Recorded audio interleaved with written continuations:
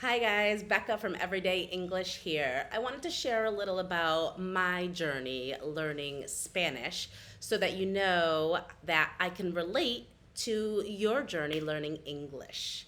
So, I grew up in Connecticut and I grew up taking Spanish classes. I started in middle school and then I went into high school and I took AP Spanish and I don't remember my grade, but I did well. But I couldn't really speak Spanish, right? I guess I knew the grammar, but I couldn't have a conversation. Then in college, I decided that one of my majors was going to be Spanish. And in my junior year, I went to Costa Rica for a semester. I realized that I really needed to get out and use the language so that I could start to speak it.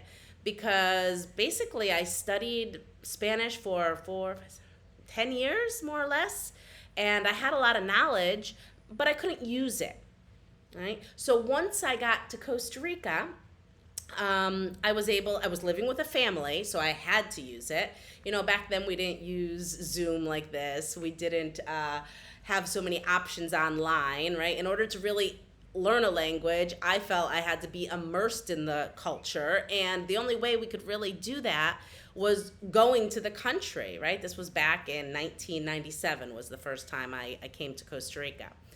Um, so when I was there, that was the time that I was able to actually start using the language. Okay. So I remember very clearly having class, right? And I remember them saying, okay, you're going to have this for homework tonight.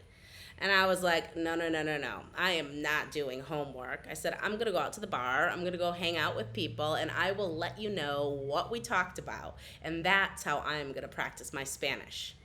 And that's what I did. And it was very successful. I found lots of Tico friends. I immersed myself in the culture and I learned Spanish. I was able to actually use the language. I was able to communicate.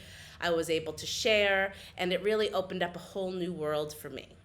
So it's really common that people practice a language, learn a language for years, and they can't even use it.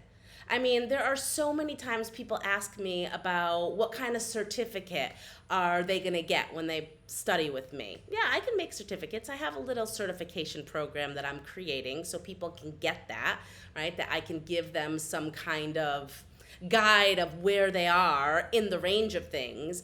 But what's really important is what you think you know. Can you have a conversation? Are you comfortable asking questions in English? Are you comfortable asking for help when you need it? Are you comfortable for telling someone you don't understand something and they need to tell you again? The moment that you're comfortable and you're confident in yourself, you can speak a language, right? You can get help. Um, I think people are so dependent sometimes on like needing to pass a test. And for me, I am not a test person. I do not like certifications. I do not think they really show anything. So I think it's really important when learning a language that you really connect with yourself, that you really decide, what is it that I want to be able to do? What are my goals? Oh, I want to speak English. Okay, what does that look like? I want to be able to ask questions. I want to be able to watch a movie. I want to be able to listen to a podcast or listen to an audiobook. I want to be able to talk on the phone. Maybe I want to be able to give a presentation in English, right? These are all tangible things. These are goals that we can set for ourselves and then we know when we accomplish them because we can do these tasks, right? We have to move away from the idea of just, oh, I want to learn a language. I need to speak it. Well, what do you actually want to do with it, right? For me, I wanted to be able to communicate with locals. I wanted to be able to learn about a culture. I wanted to make new friends, right? Those were my goals when I first studied in Costa Rica. So, what are your English goals? Why don't you tell me them in the comments below? I do have a video that talks about how we can create clear goals. I'm going to link it and add it in the comments below so you can check that out if you want. Um, In my classes, they're very authentic conversation based, okay? Think about it. When you're young, when you're a child, how do you learn to speak? Repetition, right? People asking over and over the same thing. You're repeating words. That's how we learn a language. That's the natural acquisition of a language. So in classes, right, in my programs, we're talking all the time. You guys, the students, are the ones that are sharing. You're answering my questions. You're keeping up with the conversation. And that's from the first class, right? From my desde cero level, which is from zero, right? You're gonna come in and you are going to be repeating after me.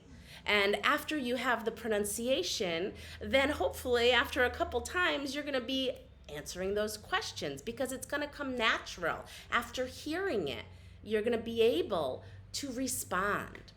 When we're speaking English, that repetition is really important. And I always say it's like exercise for our mouth because we move our mouth differently in different languages, right? So just that really being able to say things over and over and really focusing on how we say things is important, right?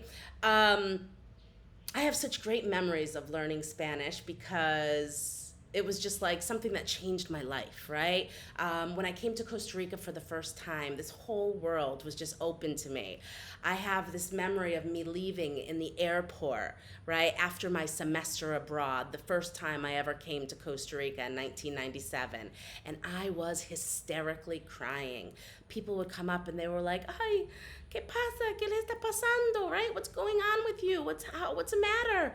And I was like, I don't want to leave. I was just like beside myself because I felt like I was accepted into a new culture.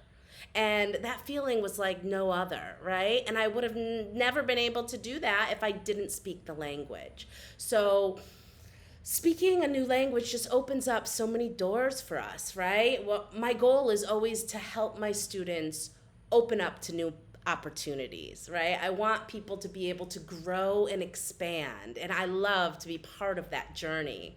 So in a lot of my classes, especially in those higher levels, right, it's hard when you're at that very, very low level to be really talking about anything, right? Because we're just beginning and we're babies in that stage, and that's okay. But as we go on, really focusing on mindset and self-development, and these kind of things are so important because when we have blocks, when we're not sure of ourselves, then we can't grow, we can't learn, right? The first thing, it's very common for people to come into a class and be like, "Oh, I don't speak English," or "English is hard, I don't know English." And it's like, nope, we're stopping that. Those are not the words I want to hear anymore. You can say, "I'm learning English, I'm practicing English," but there's no more "I don't know." Okay, those words are limiting, they're closing you. We want to open, we want to expand, we want to grow. So when we're learning, really focusing on our words and how we say things, right? Even going from like, "Oh, I really need to learn English. Oh my God, it's like so important. I need it for my job." Yeah, you might, right? But that need is also creating some resistance, right? So we want to have fun with it. We want it to be part of our life. We want it to be enjoyable. So maybe something like, "I get to learn English. I'm excited to learn English. I'm blessed to learn English," right? In my opinion, practicing English and learning English is a form of self-care. I love when my students tell me, "This is my me time." I have one woman who she hides in her bathroom so her children don't bother her, right? And this is her time for herself. And we get to talk about life and we get to talk about things that are happening. And it's very special to be able to, have that kind of relationship with people and to be able to spend that time that people are able to connect to themselves. We're so busy these days. People are always doing and doing and doing. So really just taking that time to be and to enjoy and to share is what we do in my sessions, and I'm really grateful for it all. All right, guys, so keep on practicing. If you are interested in practicing with me or want to learn more, my WhatsApp number is down below. You can send me a message or you can reply to this video. And I hope to see you soon. You can always check out one of my classes. I offer a monthly group program and I also offer private sessions. So feel free to message me to learn about both of those options. All right, guys, keep growing and expanding. Hope to see you soon. Bye-bye.